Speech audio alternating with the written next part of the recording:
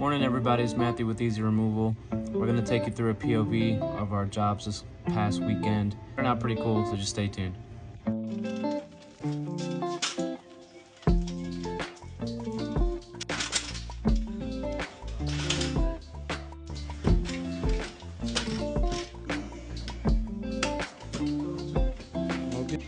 Beautiful fan. I guess they break off.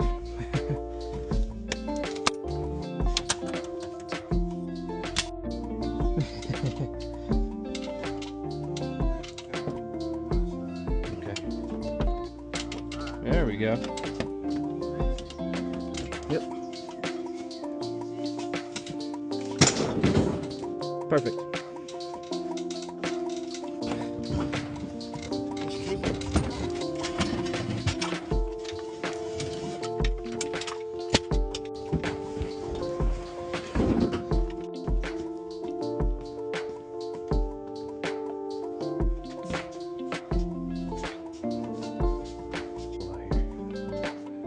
Peaceful.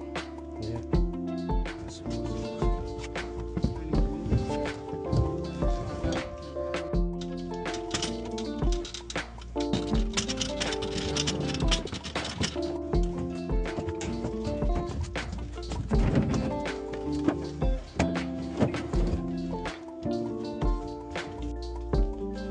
Says a little bit of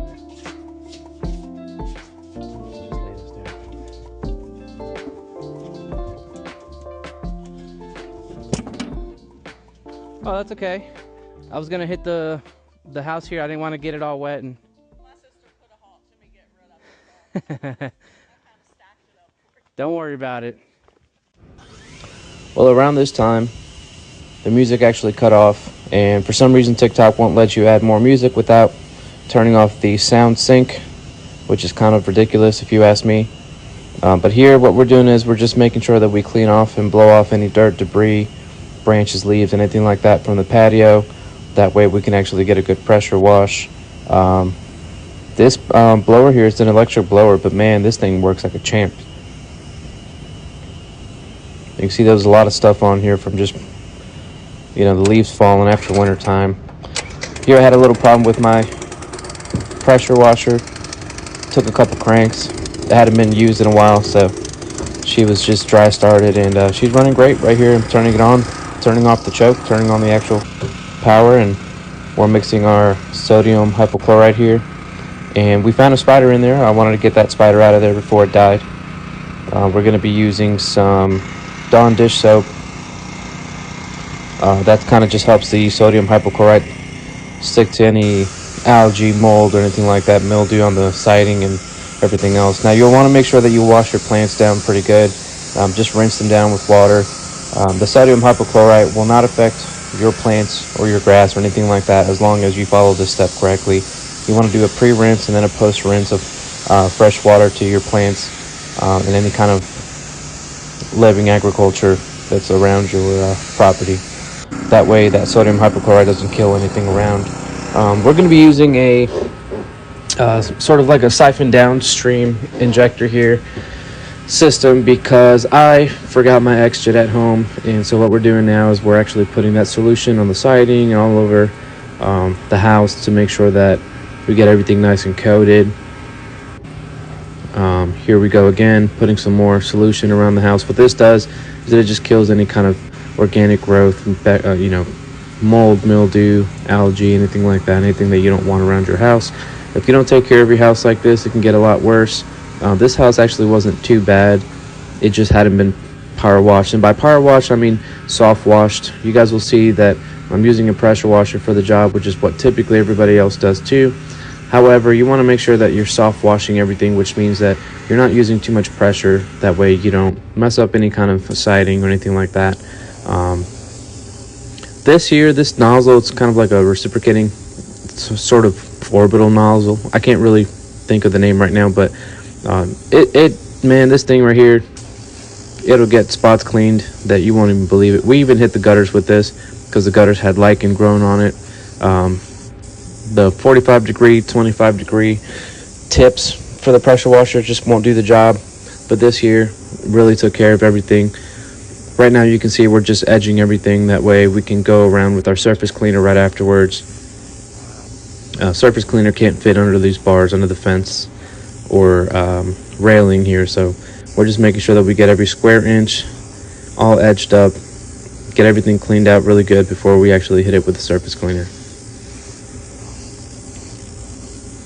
Now this is a concrete front patio, so pressure's okay on this. You just want to be careful with pressure on anything else like vinyl or even the actual what's it called? I'm drawing a blank again. On the railing, because some of this railings is painted, and you want to make sure that you're not knocking off any paint, damaging people's property.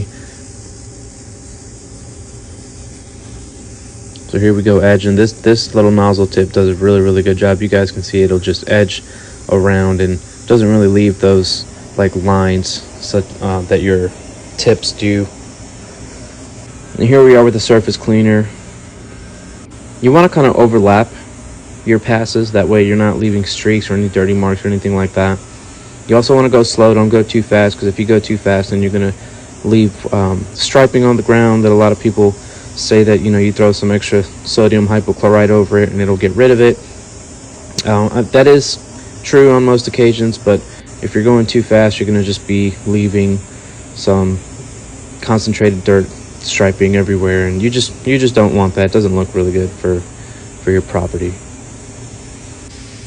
So we got this entire patio all cleaned down. Here we are pressure washing the actual the railing. The railing wasn't too bad. However, anytime you have any kind of agriculture, it's prone to have some sort of algae growth, just because plants give a little bit of shade, and algae and mold and mildew, they grow where the shade is. So we're just going to be touching up this railing. This side of the house had a little bit more algae than the other side, simply because it's got a big old magnolia tree on the side, so it did get a lot of good amount of shade. And when you're soft washing a house, you notice that when we put on the solution, we go from bottom to top, and then when you're actually soft washing to get the solution off, you want to make sure that you're washing from top to bottom. Is how you're supposed to be rinsing. So you can see all the solution coming off. Again, this house on the front wasn't actually that bad. The corner was a little greenish with some algae, but everything's coming off nice and neat.